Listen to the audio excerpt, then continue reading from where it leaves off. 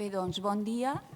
Us dono la benvinguda a aquesta jornada en nom de la degana de la facultat, Amparo Ricós, que no pot estar present per raons acadèmiques de força major, com és un examen. Per tant, en nom d'ella, benvingudes i benvinguts a la jornada. La idea de la jornada que hem titulat Comunicar i marcar la diferència ve de la preocupació que tenim els docents de l'àrea de periodisme sobre el desequilibri que es produeix en l'accés i la incorporació, sobretot, al món laboral de les dones periodistes. I les dones, ja sabeu, són la majoria de l'alumnat que entra cada any des dels inicis, i no només a la Universitat de València, sinó també en altres, que accedeix cada any als estudis de periodisme amb unes notes de tall molt elevades. Són també la majoria de les que finalitzen els estudis, el grau de periodisme. En molts casos són també la majoria de les que estan representades treballant en les redaccions, però no estan en els llocs de responsabilitat i, a més, amb una bretxa, amb una diferència molt gran. A més, com han mostrat diversos estudis, són les que pateixen en temps de crisi o de dobles crisis, com si pensem la de les empreses de comunicació, més pateixen les conseqüències i, a més, també la temporalitat o la precarietat. Podem pensar que és un problema estructural que afecta a moltes altres dones de molts altres sectors, però com a docents d'aquesta àrea, de l'àrea de periodisme, volem escoltar de primera mà les experiències de les periodistes formades ací i també veure de quina manera poder contribuir des de la universitat, perquè també pensem que és la nostra responsabilitat, a tractar de revertir o ajudar a revertir, contribuir a revertir aquestes situacions. I quan el professor Rafa Miralles, que està ací, ens va suggerir la idea de preparar alguna activitat dins de les propostes per a la unitat d'igualtat, doncs no ens va resultar gens difícil al professor Adolfo Carratalà, que també està ací assegut a primera fila, i al professor Josep Lluís Gómez Montpart, posar-nos a treballar en aquesta idea que, d'altra banda, ja estava en les nostres reflexions. El que ens ha resultat realment difícil és triar només 16 periodistes com a representants de les 14 promocions de llicenciades i de graduades. Evidentment, no estan totes les que són, evidentment, i he de dir també que fent aquesta búsqueda, per a nosaltres ha estat també un motiu d'orgull veure que hi ha tantes i tantes periodistes que s'han format a la Universitat de València que ens hauria agradat convidar i que ens prenem de cara al futur poder convidar-les perquè volem donar continuïtat a aquesta jornada. El diàleg que avui obrim volem que siga un diàleg seriós per a poder mantindre aquesta jornada. Així mateix, tenim previst editar un llibre amb la participació de les periodistes que han intervingut avui amb la jornada i moltes altres que per raons òbvies de temps no han pogut estar, però que són testimonis per a nosaltres de gran interès. I ja només tenc més, dono ara la paraula al professor Josep Lluís Gómez Montpart, que no només ha estat un dels coorganitzadors de la jornada, ha sigut professor i coordinador de la titulació de periodisme des de fa 18 anys, sinó que, a més, és el responsable, molt abans de que començaren les classes, de que aquests estudis de periodisme en la Universitat de València foren una realitat. Per tant, li dono la paraula a Josep. Molt bé, moltes gràcies i benvingudes i benvinguts a totes les persones que esteu en aquest acte. Jo li he demanat que em permetés la Dolors dir una parauletes abans de presentar a la companya i amiga Joana Gallego, perquè si d'alguna cosa estic realment satisfet de la meva carrera acadèmica, que ja porto més de 30 i escaig d'anys, és d'haver posats als estudis de periodisme a la Universitat de València per encàrrec del rector d'aleshores, Pedro Ruiz. I estic molt satisfet perquè què més agradable per a algú que es dedica a la docència i a la investigació que aconseguir que en un altre centre públic i una universitat agermanada també per raons de llengua, de cultura i de tradició, com és la Universitat de València o l'Autònoma de Barcelona, es pogués crear finalment aquí, a la pública, els estudis de periodisme. D'altra banda, l'altra gran satisfacció és haver comptat i continuar comptant amb un equip de professorat extraordinari que, en fi, tots sou conscients. I per descomptat, i és el motiu també que ja ho ha assenyalat també la Dolors Palau, important avui, és que les veritables protagonistes d'aquesta jornada sencera són les exestudiants, o sigui, actualment ja titulades totes, siguin llicenciades o graduades. I, per tant, per nosaltres és una gran satisfacció poder fer aquesta jornada pel significat que té, és a dir, donar protagonisme a allò que té sentit justament per qualsevol professor i per qualsevol acadèmic, és transmetre els coneixements, intentar que la gent que surti ben preparada i que ja ens ho han demostrat, que siguin bastant més llestos que nosaltres, més competents i, per descomptat, també molt més persones des d'un punt de vista del sentit de responsabilitat que implica una carrera com la de periodisme. No em vull estendre, simplement que ho dic de veritat, és una qüestió sentimental. Per mi és una gran satisfacció poder avui estar a aquest acte després de 18 anys que està ja funcionant la titulació de periodisme. Res més.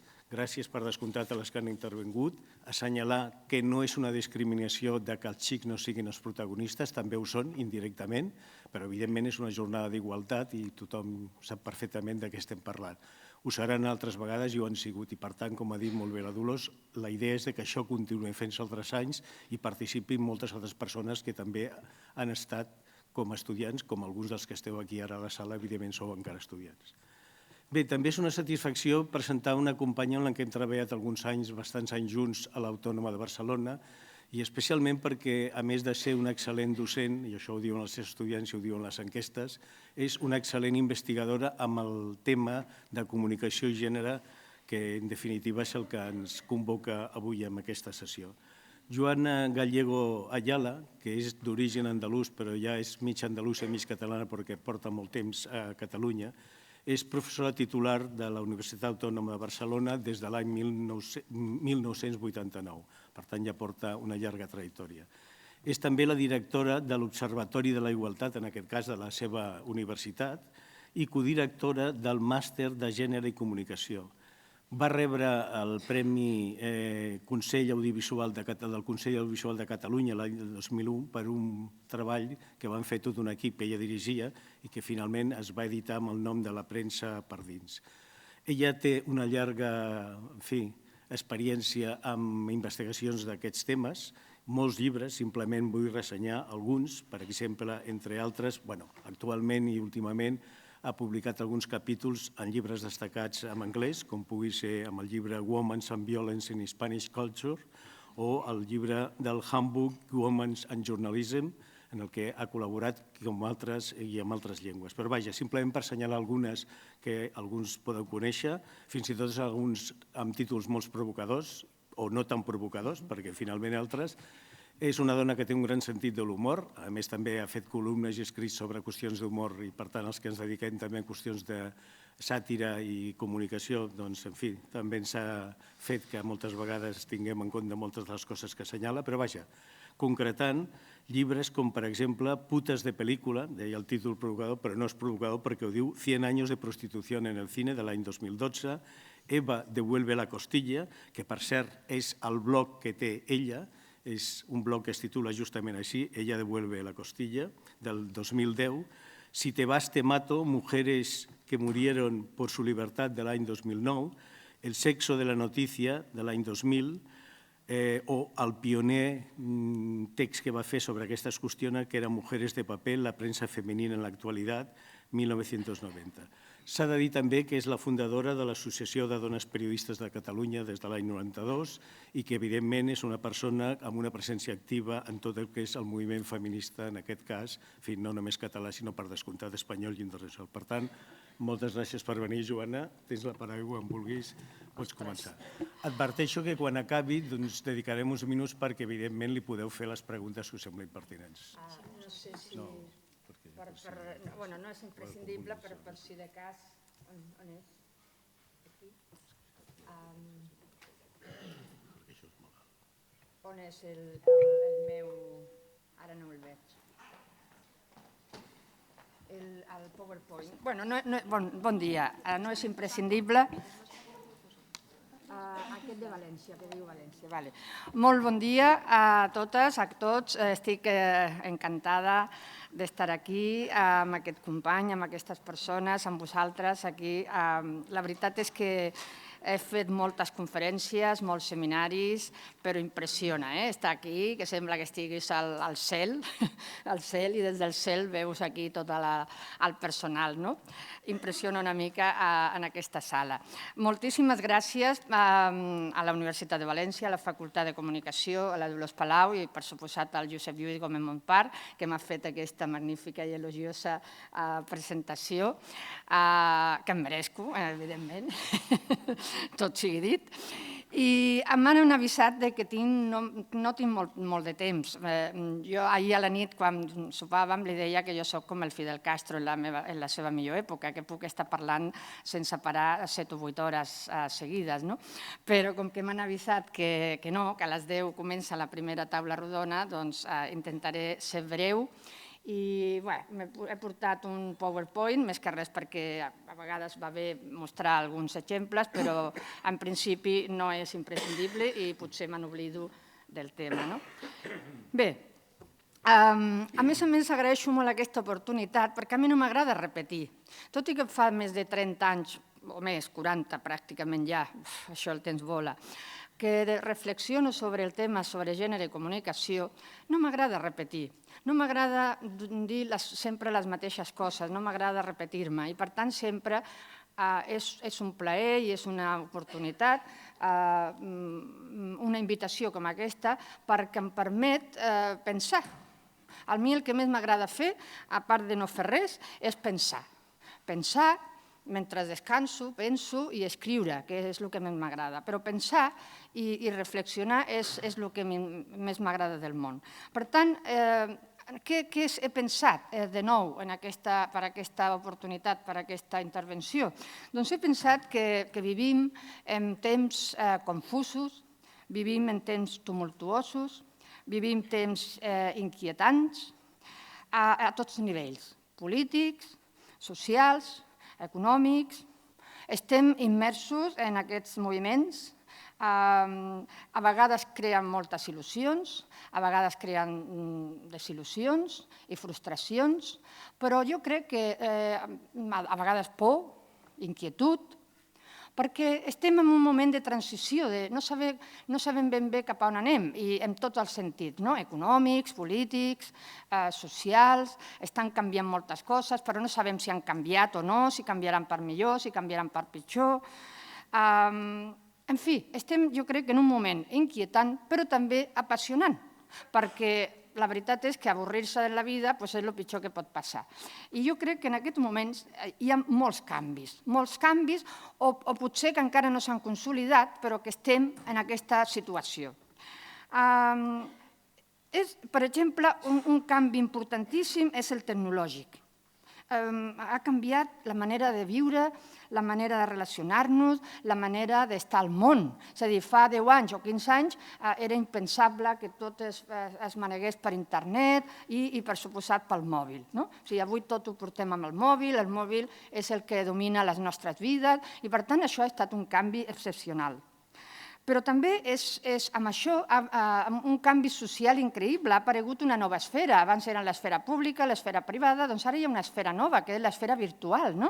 El camp virtual que ha trastocat molt totes les tradicions, totes les formes de relació social. Les xarxes socials ara estan a l'ordre del dia. Qui no té Facebook, qui no té Twitter, qui no té... Jo només tinc Facebook i Twitter i ja és massa, perquè tota la resta ja em sembla molt complicat. Però bueno, és un món que la gent jove com vosaltres sabeu i manegueu molt millor que les persones ja més grans.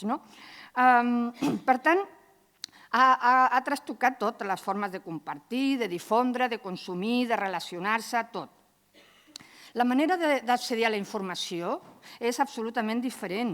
A la premsa convencional, als mitjans convencionals, tot això no sabem si desapareixeran, si canviaran, si s'adaptaran, si d'aquí a 10 anys ja no hi haurà diaris en paper. En fi, que hi ha molts canvis I, per tant, com evolucionarà la recepció de la ràdio, de la televisió, com es figurarà un nou model de periodisme, quina mena de periodisme. O sigui, estem en un món realment molt canviant. La veritat és que és molt més fàcil difondre informació, tant verídica com falsa, bulos, rumors, de tota mena. O sigui, és un batibull, és una mena de batidora on entren tota mena de coses. Doncs bé, en aquests canvis tan importants de tota mena, un, per mi, importantíssim, és el canvi social en el paper de les dones en aquesta societat, a la societat actual. Aquest és un canvi que jo crec que encara no s'ha estudiat a fons, perquè ha trastocat també tot. Ha trastocat les relacions familiars, en el bon sentit pel meu parer, però evidentment ha vingut a les relacions entre els sexes, les relacions laborals, les relacions de tota mena. Per tant, aquest canvi de les dones jo crec que és un dels més importants del segle XX, que va començar i, evidentment, que continuarà en el segle XXI. I, a més, per mi ja és irreversible, excepte que hi hagi una catàstrofe mundial, cosa que no m'estranyaria, depèn de quines persones tenim el poder, mundial, vull dir, i de tota mena, però no crec que hi hagi una catàstrofe tan gran que arrasi el món, encara que no ho descarto. Però ha canviat també tot, la vida amorosa, la vida sexual, és a dir, el canvi de les dones, el canvi experimentat per les dones en aquest món, en aquesta societat, ha canviat moltes coses. I això també inquieta tant als homes com a les dones. Per tant, si ens centrem en aquest món de canvi del qual estic parlant i ens centrem en el món del periodisme, les dades parlen per si soles. És a dir, el món del periodisme està en aquesta ebullició i està, no sé si això podrà, no sé si ho veuré, però en qualsevol cas, si veieu més que res perquè veieu una mica unes dades així generals. És evident que en el món del periodisme les dones són majoria, i les dones són majoria pràcticament a tot el món. A les facultats de periodisme ja fa més de 20 anys que les dones són com a mínim el 60%, i en alguns casos fins al 70% i fins al 80%.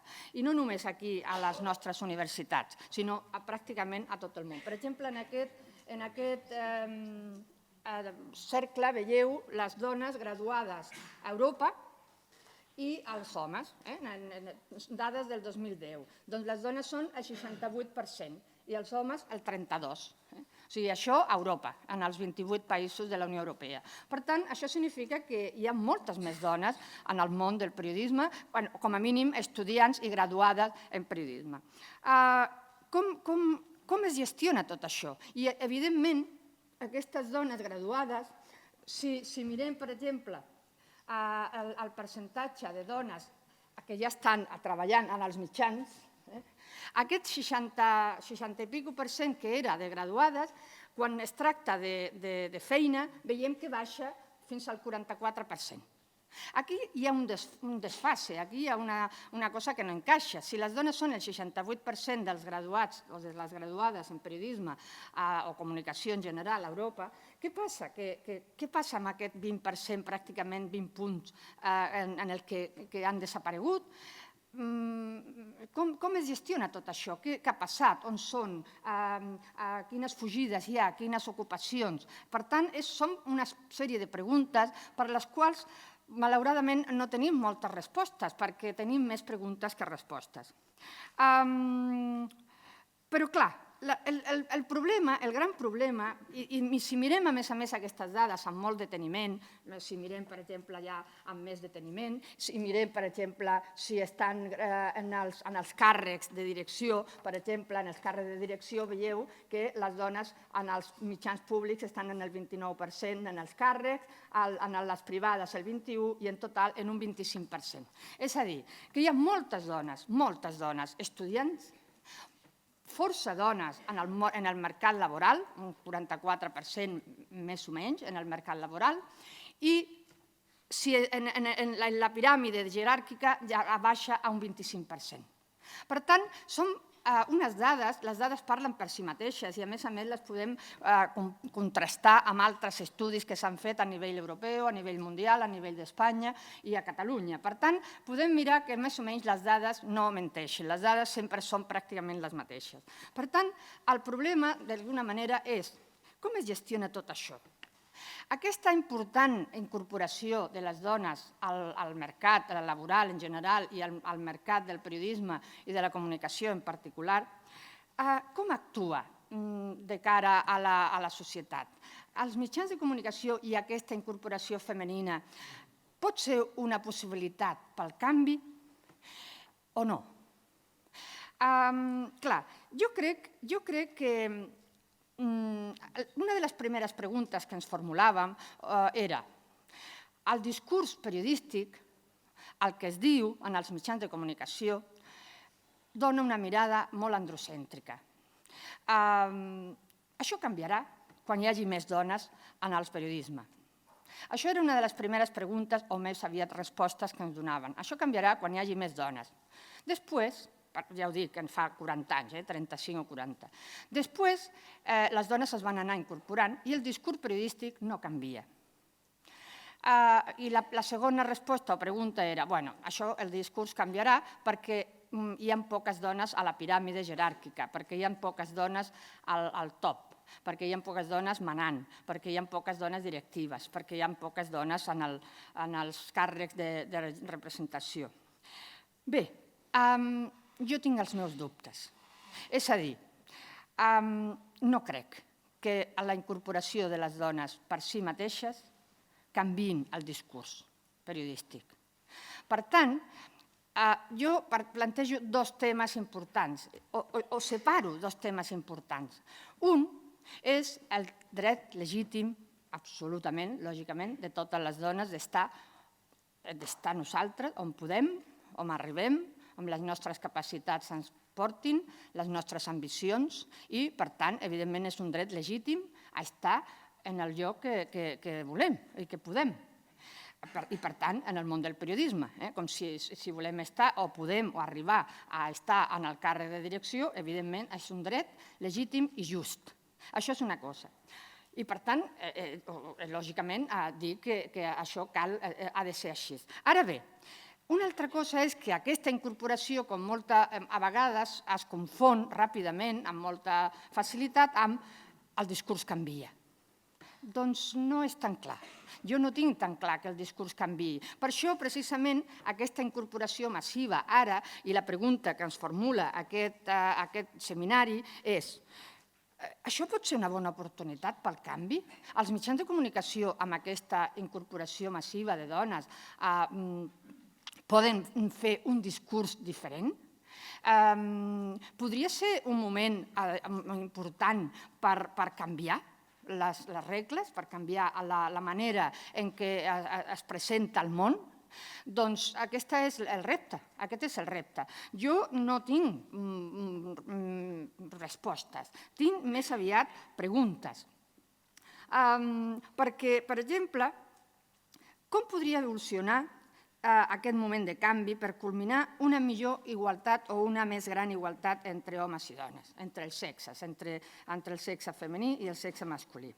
Clar, ja dic, no basta, no és suficient la incorporació de les dones, però tampoc és una cosa taxativa, perquè fins ara, en aquests últims anys, no hi ha hagut un 50-50, no hi ha hagut una igualtat de presència paritària. Per tant, tampoc podem dir absolutament que les dones no representen un canvi social en el món del periodisme, en el contingut. No hi ha en el dret que tenen les dones a estar en el món que vulguin o puguin, sinó que com que mai hi ha hagut aquest percentatge igualitari, paritari, doncs és difícil de saber, no? Vosaltres segur que sabeu que perquè un col·lectiu pugui incidir en un altre col·lectiu ha d'haver una massa crítica mínima. Una massa crítica mínima que la ONU i els organismes internacionals estableixen en un 30% aproximadament. Si no hi ha un 30% d'un col·lectiu en el si d'un altre col·lectiu, és molt difícil d'intervenir, és molt difícil d'incidir. Aquest 30% ja s'ha passat. Per tant, aquesta massa crítica de les dones en el col·lectiu, diguéssim, de la informació, ja s'ha aconseguit. Ara caldrà veure si aquesta presència de les dones significa una possibilitat de canvi o no. Si pensem en aquesta situació de canvi vertiginós en el que estem, d'alguna manera, en aquests últims anys, podríem pensar que podria ser un motor de canvi. Per què no? Però si les dones que s'incorporen als mitjans de comunicació, i em refereixo a tots, tant als clàssics, als convencionals, com als moderns, els que han nascut ja, diguéssim, en l'era d'internet, en el món digital, que ja no tenen, per exemple, presència en paper o que ja només estan a través de les xarxes, doncs podria ser realment un moment de canvi. Com podria portar-se a terme aquest canvi? Jo crec que, pel que fa a la producció de la informació, per exemple, redefinint els procediments i les rutines, que han estat fins ara la base del periodisme tal com el coneixem actualment. És a dir, què és notícia? Què és important? Què no és? De què hem d'informar? Per què hem d'informar d'això i no d'una altra cosa? Fins ara, els mecanismes, aquests mecanismes rutinaris, aquesta cultura professional periodística, ha descansat en una mena de pressupòsits, de premisses, d'alguna manera que estaven molt arrelades. Lo important és això, és la política, és tal cosa, lo important és no sé què, tal i qual. La informació és dura, la informació és blanda, la informació ha d'haver no sé què. Qui ha definit què és realment important? Qui ha definit el que no és important? Per tant, en els mecanismes i les rutines i els procediments, aquí és on podria haver un canvi. És a dir, per què és més important mirar el futbol que mirar l'halterofília? No dic per posar un exemple, no? O per què és més fàcil que hi hagi el futbol masculí que el futbol femení? I, per tant, qui defineix què és l'important? Qui defineix què és realment del que cal informar? Per tant, estem immersos en una sèrie de rutines professionals que ja anem arrossegant.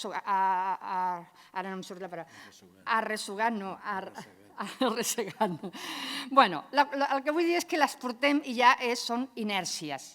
Inèrcies que anem portant i no ens plantegem. Doncs aquí és on el col·lectiu de dones, per exemple, que s'incorporen, i els homes, lògicament, els joves, els nous, els que s'incorporen de nou al món del periodisme i que no tenen la tradició i que no han viscut tota la tradició anterior, doncs es podrien repensar aquestes possibilitats. Per què? Perquè les dones potser sí que tenen una altra visió del que és important o del que no ho és, del que cal informar o del que no cal informar.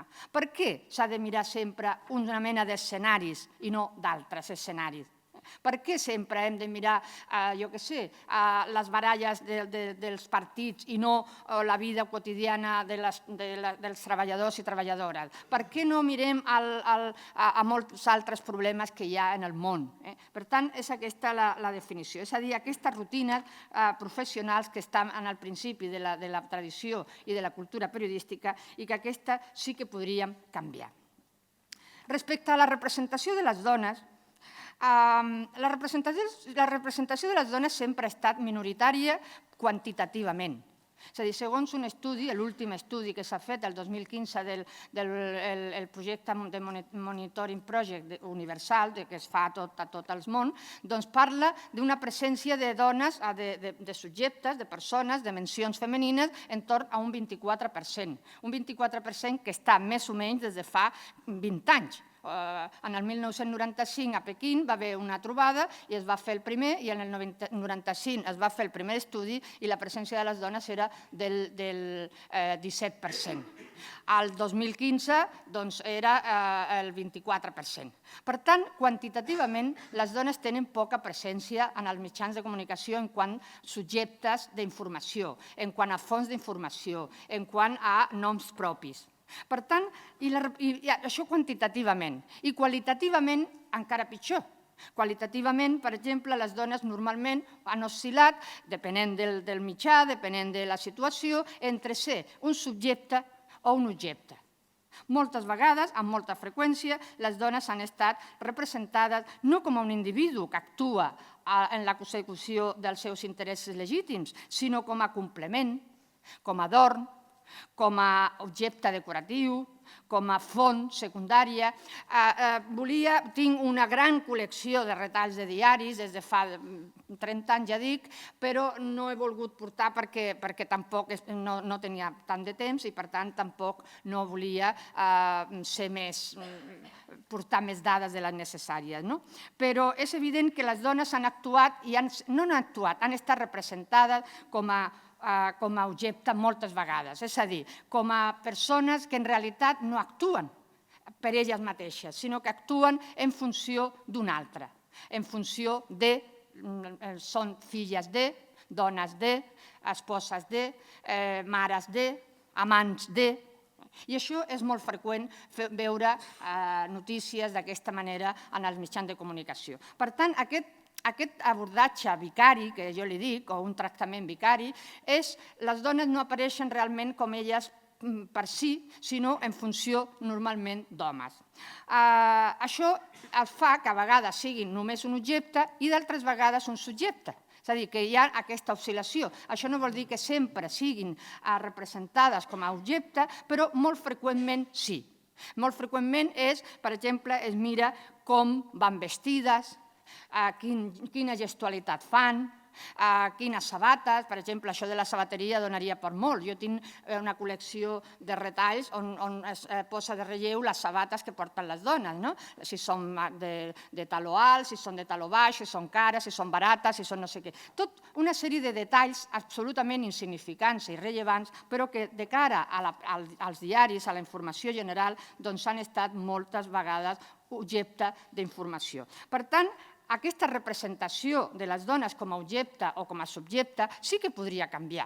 Sí que podria canviar, i jo crec que ha de canviar, en el moment en què les dones periodistes i els homes periodistes se n'adonin d'aquesta asimetria en la representació. Aquest moment de canvi en el que estem i posant de relleu totes aquestes possibilitats que dona la nova tecnologia pot fer reflexionar a les noves generacions de periodistes per veure realment que hi ha una representació molt asimètrica. No sé, per exemple, una fórmula molt senzilla i molt freqüent de fer la informació és dir un subjecte que actua. Fulanito de tal fa tal cosa, fulanito de tal diu tal altra. Un subjecte, un verb en veu activa i un complement. En el cas de les dones, moltes vegades, per exemple, jo que sé, he portat algun exemple, però, per exemple, de pioneres a estrelles. O són pioneres o són estrelles, o són reines o són no sé què, però normalment no actuen. Una altra cosa molt freqüent és que en els mitjans de comunicació les dones són un paquet. Les dones són un paquet col·lectiu i, per tant, es parla de les dones en genèric femení. Les dones fan no sé què. Las mujeres quieren decidir en la pesca. ¿Las mujeres quieren decidir en la pesca? No. Les mariscadores gallegues volen fer no sé què. I, per tant, no són les dones en general les que volen fer no sé què, sinó que són unes dones en concret les que volen fer alguna cosa en el seu àmbit d'actuació. Per exemple, moltes vegades, per exemple, aquesta notícia. La hora de la mujer en el foro de Davos. La hora de la mujer, el momento de la mujer en el foro económico de Davos. La hora de la mujer, la dona, com a essència immutable. Per tant, aquesta representació de les dones, diguéssim, com a gènere, com un paquet, el que oculta és la seva individualitat, la seva actuació concreta, el seu nom i cognom. Si cal parlar d'una dona en concret, doncs parlem d'una dona en concret. Si ho fa bé, l'elogiem i si ho fa malament, la critiquem, igual que en el cas dels homes. Però aquesta idea de representar les dones que provenen d'una altra esfera, tradicionalment l'esfera privada, doncs resulta que sempre les estem observant amb molta més hostilitat, amb molta més duresa que els homes que actuen. I moltes vegades les dones no actuen, sinó que són. els homes fan coses, les dones són alguna cosa. Per tant, jo dic que els homes són verb i les dones són atribut. Això és un canvi que cal repensar. I les xarxes socials, com dic, ho permeten, perquè avui dia és molt més fàcil fer circular una informació d'aquestes i comença a circular pels mitjans de comunicació i la gent se n'adona. Per tant, jo crec que aquest moment en què les dones estan, com dic, incorporades en el món, és més fàcil que reflexionin sobre aquestes coses que passen i, evidentment, també els homes, perquè jo crec que, com he dit abans, que no és només cosa de dones fer que canviï el discurs informatiu i el discurs periodístic, sinó que és una cosa de conscienciació, és una cosa de necessitat, és una cosa de justícia. És a dir, no podem permetre, no podem acceptar que hi hagi una representació femenina asimètrica com si no hagués canviat res, com si estiguessin en el segle XIX, com si estiguessin en el segle XX. No estem en el segle XX. Una altra cosa que és molt freqüent és que es parla normalment es parla el llenguatge, lògicament el femení, el masculí, el genèric masculí. Clar, les llengües són producte de l'home, són producte de les persones i fonamentalment els homes han estat els que han definit el món. Per tant, el món està definit en masculí. I no només a les nostres llengües latines, sinó en moltes altres llengües, doncs normalment el món s'expressa en masculí. Clar, el món s'expressa en masculí perquè els homes han estat el centre de totes les coses, com s'ha dit sempre, no? Els homes, quan es parla de l'home, es parla de la humanitat. Quan es parla de les dones, només es parla d'una part.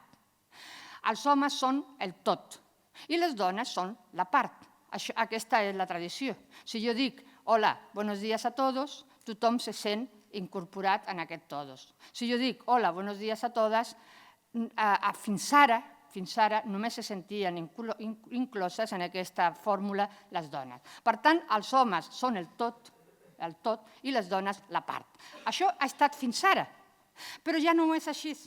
I per això tenim aquests problemes de llenguatge.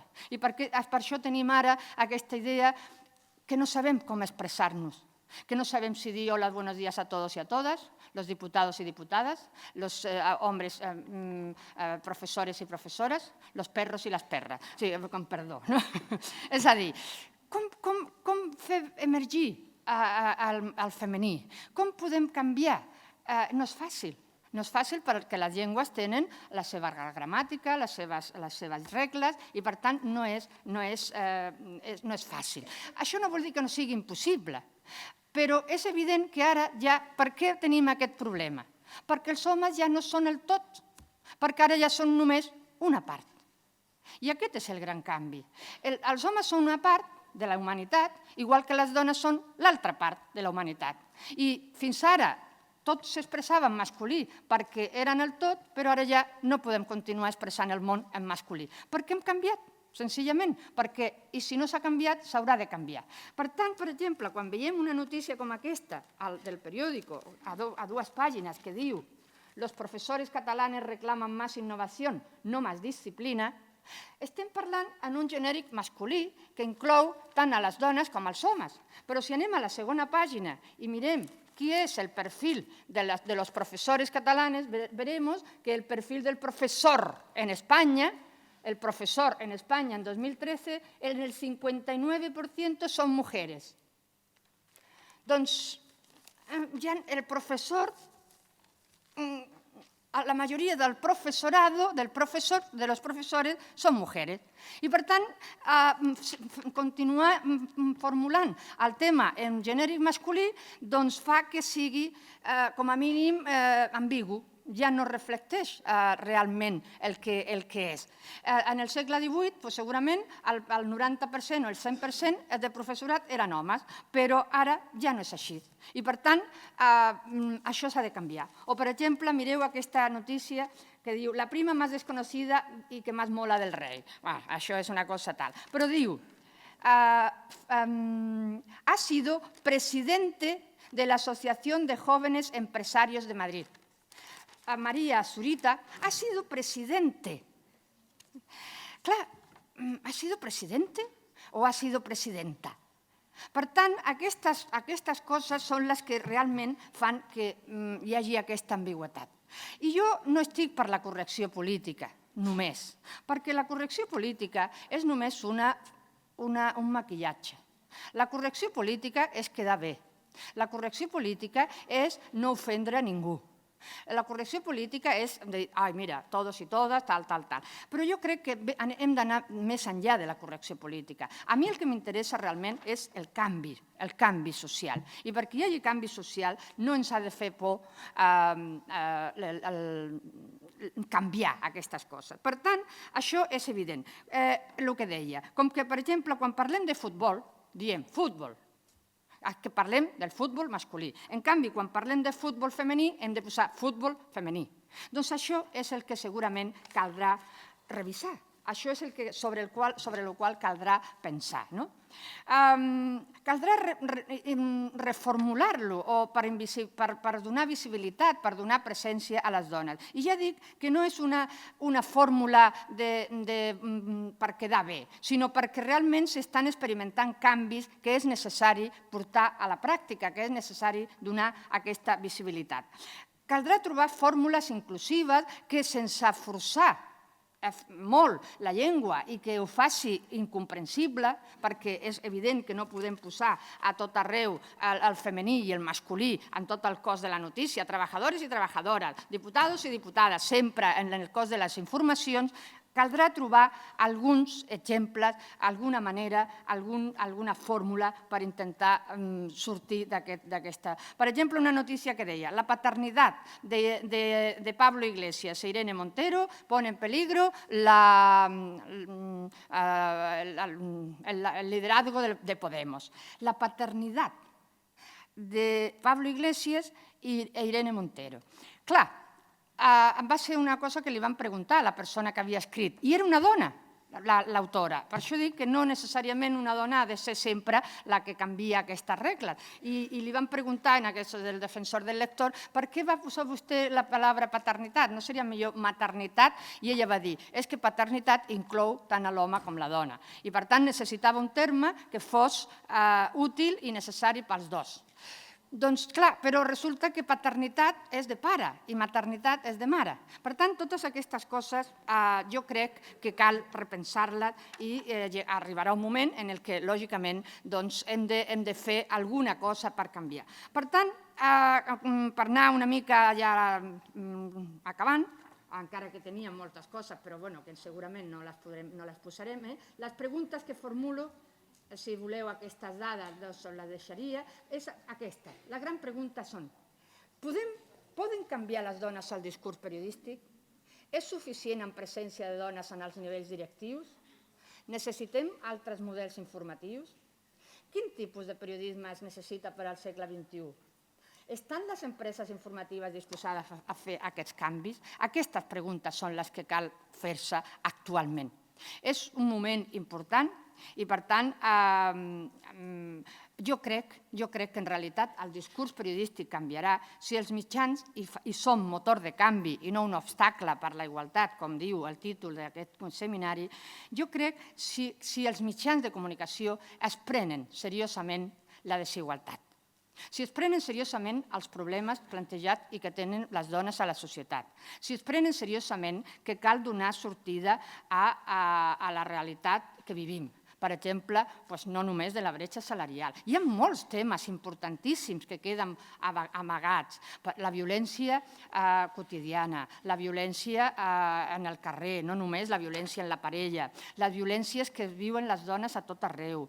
Però també hi ha moltes coses. Per exemple, el tema de la prostitució, que continua aquí en un limbo. La maternitat subrogada o, com el que es diu, los vientres d'alquiler.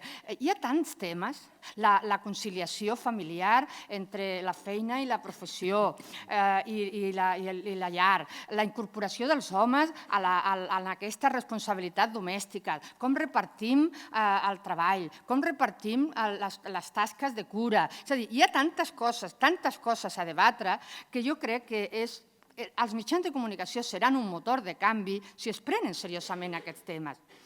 Representar les dones en la seva individualitat, deixar de representar les dones com un paquet que actuen conjuntament, totes juntes, com si no hi haguessin diferències entre Angela Merkel, entre, jo què sé, les dones d'Àfrica i entre les dones d'aquí. És a dir, les dones no som un paquet totes juntes en el mateix sac. Entre les dones hi ha moltes diferències de classe, de raça, d'ètnia, de procedència, d'estatus. Per tant, abordar les dones com a subjectes, i no com un objecte decoratiu, sinó com a subjectes que actuen en el món i que actuen en la consecució dels interessos legítims que cadascuna vulgui representar. I ja està, i deixar-la de representar si porten sabates de taló o si porten un llaç al cabell. O sigui, no importa quina vestimenta i quina indumentària portin, sinó que el que importen és el que fan i el que diuen, no com són. I, per suposat, introduint la perspectiva de gènere en les notícies que són d'abast col·lectiu. Quan una dona actua individualment, és el seu nom i el seu cognom el que ha de constar en la notícia, i no una mujer, la primera mujer. No, és amb el seu nom i el seu cognom. Però quan són coses que afecten a tota la població, llavors és important diferenciar el que és la perspectiva de gènere, que és introduir la desigualtat. Les dones cobren el 17% menys que els homes. Doncs això és una comparació que dona més valor a la informació i que dona una profunditat i un rigor que no és contradictori amb la professionalitat. No es tracta de fer un periodisme feminista, no es tracta de fer un periodisme feminista, es tracta de fer un periodisme més rigorós i més profund i amb més detall. Per tant, la perspectiva de gènere en qüestions col·lectives. Mirant d'una altra manera la realitat i els temes dels quals s'informar, els escenaris que cal enfocar. S'han de cobrir aquests escenaris, però per què necessàriament hem de cobrir aquesta? Les persones a les quals entrevistar, les fonts a les quals recórrer. Per què sempre anem a recórrer a les mateixes fonts? Per què no fem una mica més de treball? Quan pensem, s'ha d'entrevistar un psicòleg, anem ràpidament a un senyor. I no pensem que també hi ha psicòlogues, arquitectes, també hi ha científiques. Per tant, busquem més enllà de la superfície. I això és una feina que faran les dones periodistes i els homes periodistes si són conscients que cal canviar en aquesta mirada. Si els homes i les dones del futur actual, vosaltres, sou capaces d'introduir aquesta nova mirada, i jo estic convençuda que esteu molt més conscienciats que en el passat, jo crec que els mitjans podrien realment convertir-se en un motor per a la igualtat i no en un obstacle. En canvi, si les dones professionals que entren al món de la comunicació i els homes continuen assumint els mateixos procediments, les mateixes rutines, continuen cecs als canvis experimentats en la societat pel que fa a la desigualtat entre homes i dones, si continuen representant les dones com una excepció, sempre són excepcionals, una dona, la primera dona que arriba no sé què, tal i qual, la primera que fa. Mireu, 3 notícies d'abans d'ahir. El premio El Cómic Rompedor. La dibujante, tercera mujer que logra el gran galardón del Salón. Aquesta. El feminismo y la familia real sueca. Sara fulana de tal, la primera mujer en desempeñar la secretaría permanente de no sé cuántos. Una altra. La primera mujer candidata en la historia de los galardones en esta categoría, en los Oscars. Una altra. La sudanesa Salma no sé què se convierte en la primera mujer àrabe reconocida per no sé què. És a dir, aquesta idea de l'excepcionalitat, per mi això és el discurs de l'excepcionalitat. Aquestes dones són excepcionalment dotades i per això entren a formar part d'aquesta mirada periodística. Per tant, si les dones continuen sent una excepció, mai arribarem a ser normal. Avui dia som al segle XXI. Ja no és una notícia que una dona sigui ministra. Ja no és notícia que una dona sigui diputada, presidenta del Parlament, presidenta d'una empresa, o no hauria de ser. Jo ja estic en desacord amb que es continue pensant que sempre s'ha de posar en relleu una primera dona. Mireu, quan Michelle Bachelet va guanyar la selecció de Xile, una notícia d'ella. Por primera vez, una mujer gana las elecciones de su país por segunda vez. Això, per primera vegada, s'ha de demostrar sempre que una persona ha fet una cosa per primera, per segona o per tercera. Per què s'ha de remarcar aquesta idea de que les dones sempre estan començant? Per tant, això mai ens portarà a la normalitat. I jo crec que ja és suficient, estem en una societat avançada i jo crec que ja no cal continuar repetint que una dona ha fet alguna cosa excepcional perquè ara ja no som excepcionals, sinó que som totalment... Les dones han vingut, no han vingut com a invitades de l'altre planeta, sí que les dones periodistes han arribat a la professió per quedar-se i, per tant, entre homes i dones s'ha de construir un nou discurs. I jo crec que és possible si es tenen present totes aquestes coses que he comentat i que poso a la vostra disposició per discutir-les. Ja està. Ja no vull continuar més perquè, si no, ja és l'hora, he acabat justament a l'hora que m'havien dit. Gràcies.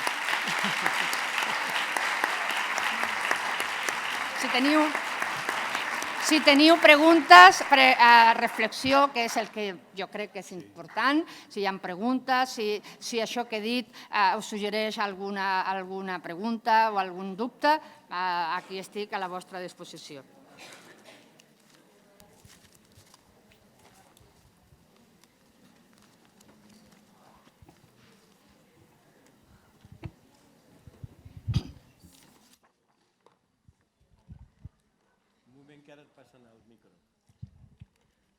Bé, com l'alumnat no s'anima, m'animaré jo una mica. ¿Dónde están? Aquí.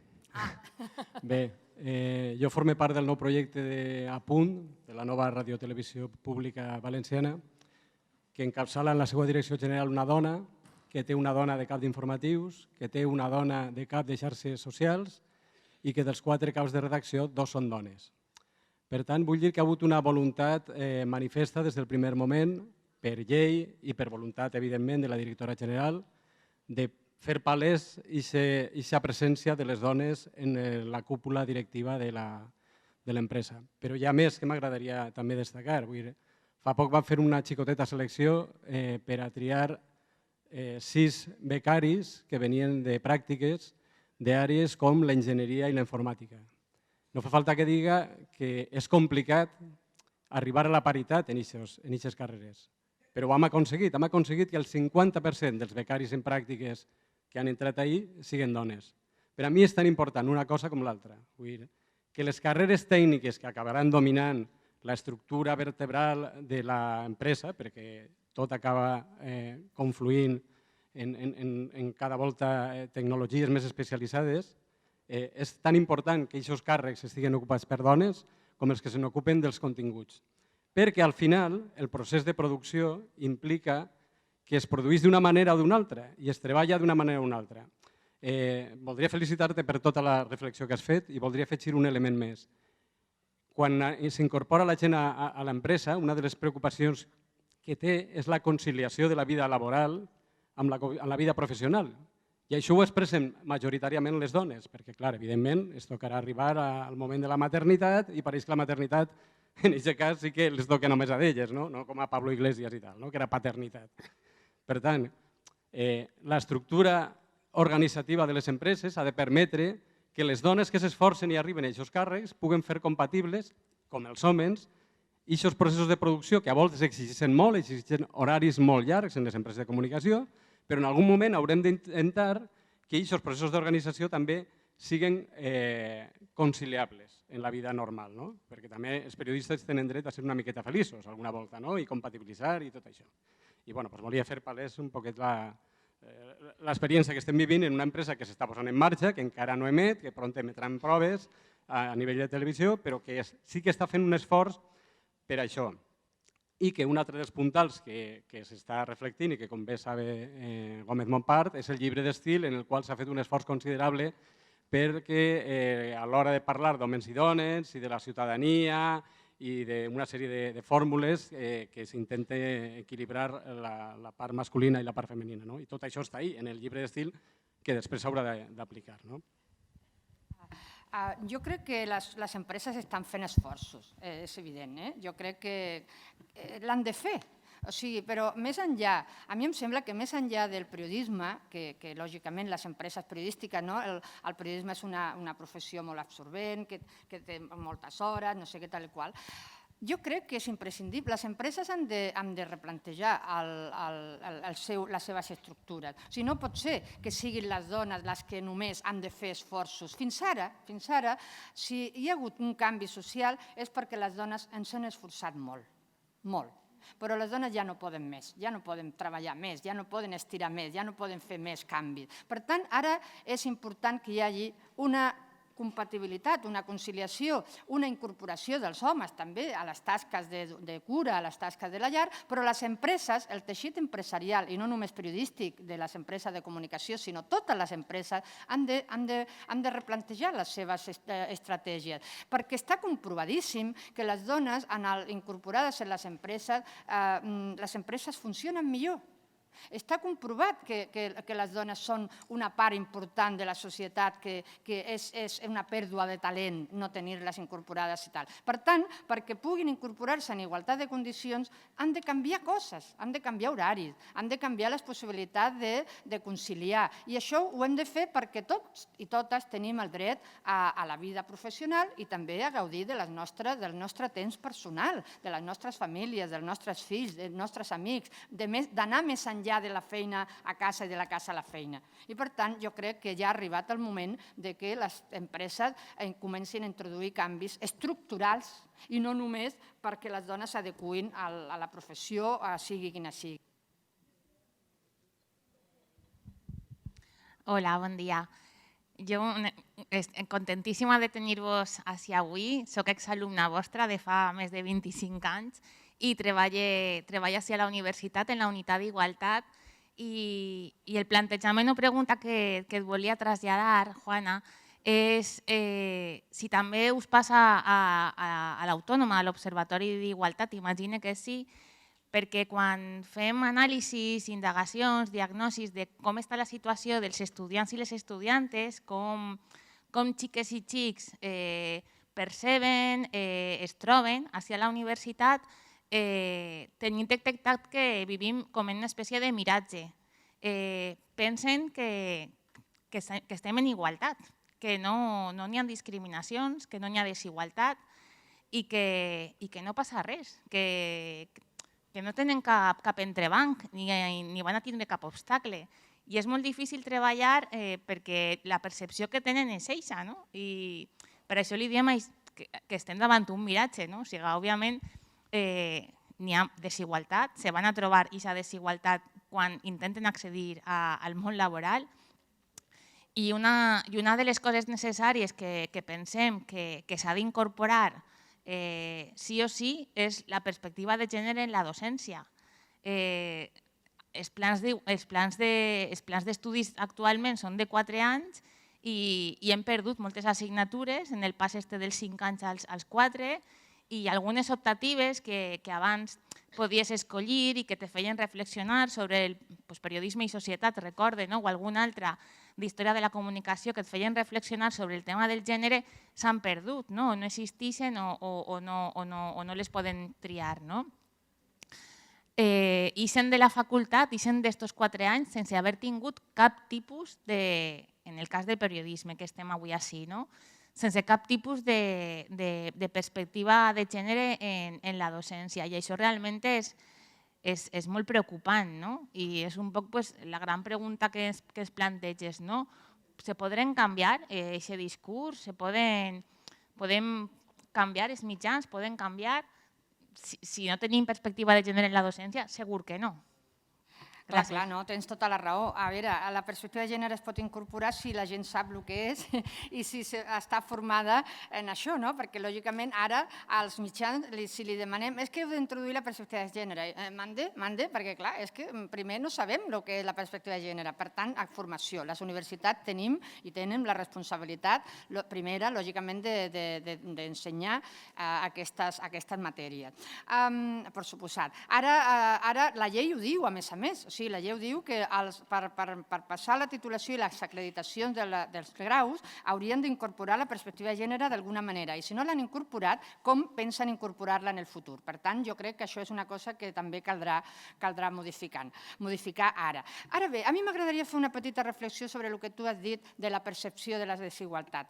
Jo crec que ha passat en aquest país, ha passat que des de quan jo era joveneta i em movia en el moviment feminista, teníem molt clar moltes coses a aconseguir. Volíem i sortíem al carrer per moltes coses. Primer per el dret al propi cos, per l'avortament, primer pel divorci, imagineu-vos, per no sé què, per la bretxa salarial, per la feina, per tot, per tot. Què va passar? Doncs que les noves generacions van créixer, les que van venir després, ja nascudes en democràcia i crescudes amb una educació més o menys igualitària, doncs van pensar que tot s'havia aconseguit. I aquest ha estat el problema, que jo crec que moltes joves generacions han pensat però si som iguals, si aquí ja no tenim problemes, si ja la igualtat s'ha aconseguit. I precisament aquest 8 de març últim és una mica l'esclat d'aquest descobriment, de que malgrat tots els anys passats i de tanta igualtat i d'una educació igualitària, que jo crec que és veritat que l'educació mai ha estat tan igualitària com ara, doncs encara continuem tenint. I les noies joves descobreixen pasmades que tenen els mateixos problemes i les mateixes dificultats de les seves mares i fins i tot de les seves àvies. I aquest és el problema, que ja pensàvem que això ja estava superat i no s'ha superat. No s'ha superat perquè som les dones les que hem fet els esforços i els altres, i les empreses, les institucions i molts homes inclosos, han fet conmigo no va. Això a mi conmigo no va. I clar, doncs sí, va amb tots. I com que va amb tots, tota la societat ara, ja no podem continuar amagant i ja no podem continuar creient que això només és cosa de dones. No, no és cosa de dones. La igualtat social és cosa de tota la societat i, per tant, ara ens hem de posar a treballar, homes i dones, tots plegats. Per tant, aquesta idea que s'ha superat, això no és veritat i cal replantejar-la. Bé, alguna pregunta més?